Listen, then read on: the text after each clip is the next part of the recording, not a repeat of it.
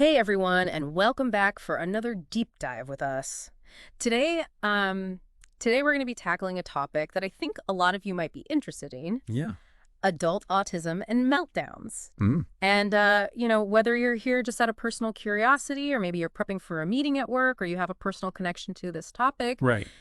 we're hoping to kind of go beyond those surface level explanations and really get a better understanding of the lived experience. Yeah, definitely. So to do that, we're going to be looking primarily at this website called Cheap ABA, Okay. which is written from an autistic perspective. And And one thing that really struck me about cheap ABA was its emphasis on this idea that everything is not okay oh, yeah. and it's okay to not be okay, Mm, which I thought was really interesting and kind of a refreshing departure from, that constant pressure to project this image of being fine. totally. And it's like they're acknowledging that effort that a lot of autistic adults put into masking their true feelings, right? Just to kind of fit in, Putting on that brave face, using humor to deflect. I Right. think we've all done that at some point. We all do it to some extent. Yeah.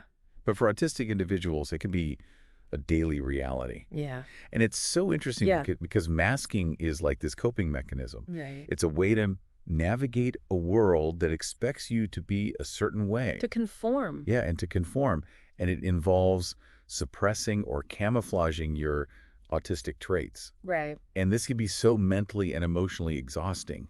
And it can contribute to the very meltdowns we're talking about today. Yeah, I mean, the website describes meltdowns as a sign that our coping mechanisms have reached their limits. Yeah, It's that kind of like, that's a powerful image. yeah, like a bucket overflowing drop by drop. Right, or a circuit breaker, Oh, like tripping when the system's overloaded. Because yeah. to understand this further, we need to think about like the neurological aspect of this. Yeah. The brain regions that are responsible for emotional regulation and sensory processing. They function differently in autistic individuals. Okay. So this can lead to sensory overload. Oh, wow. So it's like being bombarded Yes. by sights and sounds and textures that most people just filter out. Yes, exactly. Wow. And then on top of that, you add the constant effort of masking and social interactions. Right.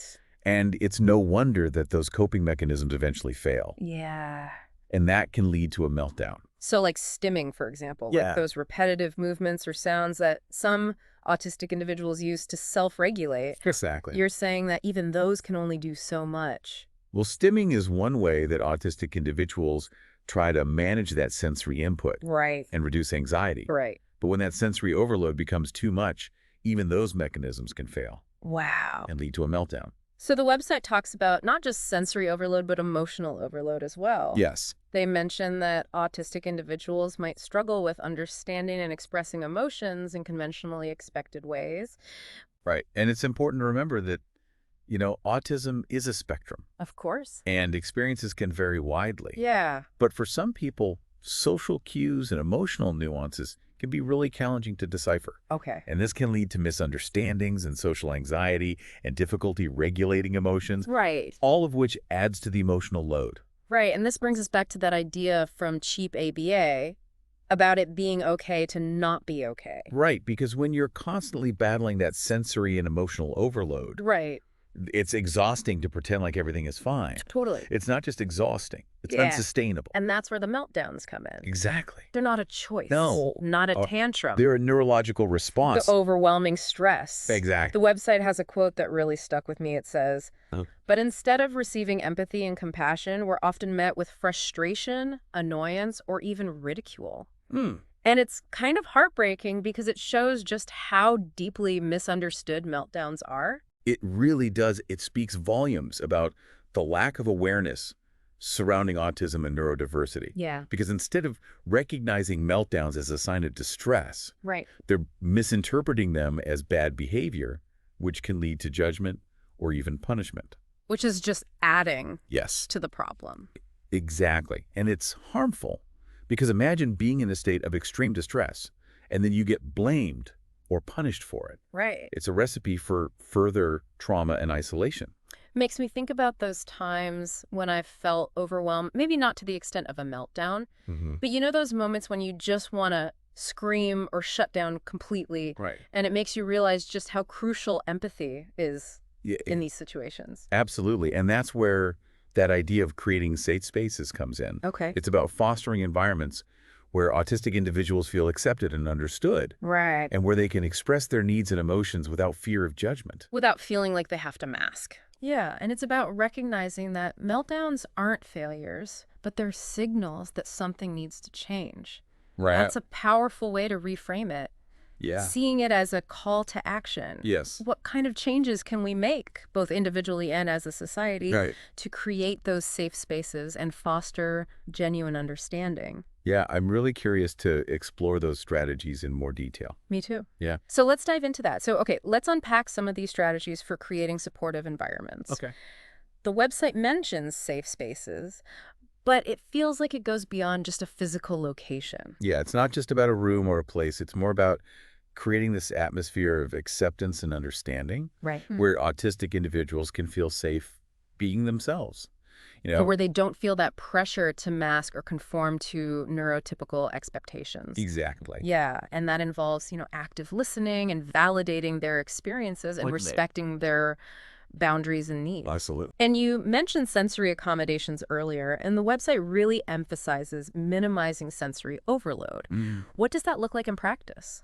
What could be as simple as like dimming the lights, Right. or reducing background noise, or offering noise-canceling headphones. Right. Or sometimes it might involve creating designated quiet spaces where individuals can retreat when they're feeling overwhelmed.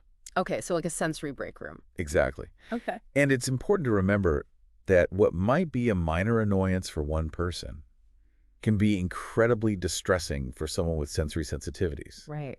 So it's about being mindful of the environment and making those adjustments. Yeah. The website also suggests offering choices and predictability whenever possible. Yeah. Why is that so important?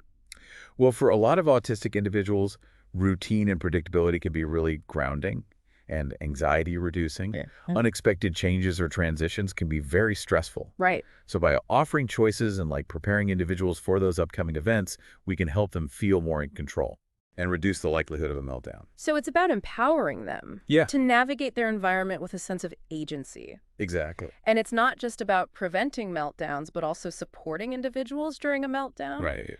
The website talks about responding with empathy instead of judgment. Yeah. What does that look like? Okay, so imagine someone's experiencing a meltdown in public.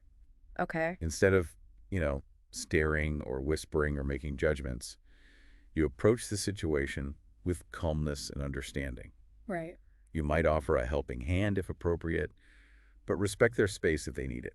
Okay. Sometimes the best thing you can do is just create a buffer around them. Like almost a shield. Yeah, shielding them from further sensory overload or unwanted attention. You're not adding to the stress. Exactly. You're being a calming presence.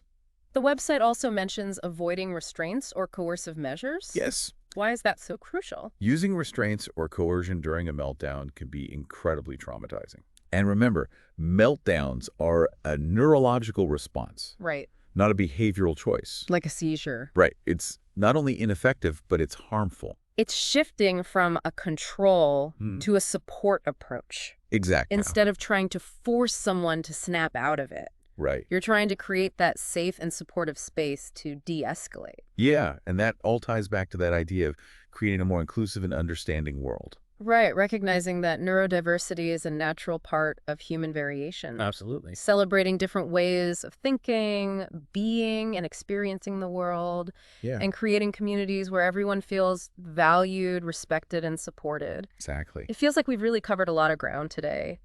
From the neurological basis of meltdowns to like those practical tips for creating a more inclusive environment. But I keep going back to something that the Cheap ABA website said Okay. about meltdowns being signs of strength, which seems kind of counterintuitive at first. But when you think about everything that we've talked about, it actually makes a lot of sense. It's a powerful reframing, isn't it? Yeah. Because it challenges the way we typically view meltdowns. Right, like as a weakness or a loss of control. Exactly. But when you consider all that pressure that autistic individuals face to mask, to suppress their true selves. Right, just to fit in. Yeah, meltdowns can actually be seen as a form of resistance. Wow. A refusal to conform to expectations that don't honor their neurodiversity. It's like they're saying, this is who I am and I'm not going to apologize for it anymore. Exactly. And that takes a lot of courage. It does, especially in a world that often, stigmatizes and pathologizes difference. Right. It's a reminder that strength isn't always about, being stoic or suppressing emotions. Right. Sometimes the strongest thing you can do is let those emotions out. Yeah. Acknowledge that pain and vulnerability. It's about giving yourself permission to not be okay. Which brings us back to that message of the website. Yeah. And it makes me wonder, what can we all learn from autistic individuals about embracing our imperfections and vulnerabilities? That's a really good question. Yeah. I think there's so much we can learn from the autistic community about authenticity, Right. about self-acceptance, about challenging those norms that prioritize conformity over individual expression. It's a reminder that we all have our own unique ways of being in the world. Yeah. And those differences should be celebrated, not suppressed. Absolutely. Yeah. And it's a call to action to create a world where everyone feels safe and empowered to be their authentic selves. Meltdowns and all. Exactly. So I guess as we wrap up this deep dive, I want to leave you with a question to think about. What? How can you apply what we've talked about today to make a difference in your own life and the lives of those around you?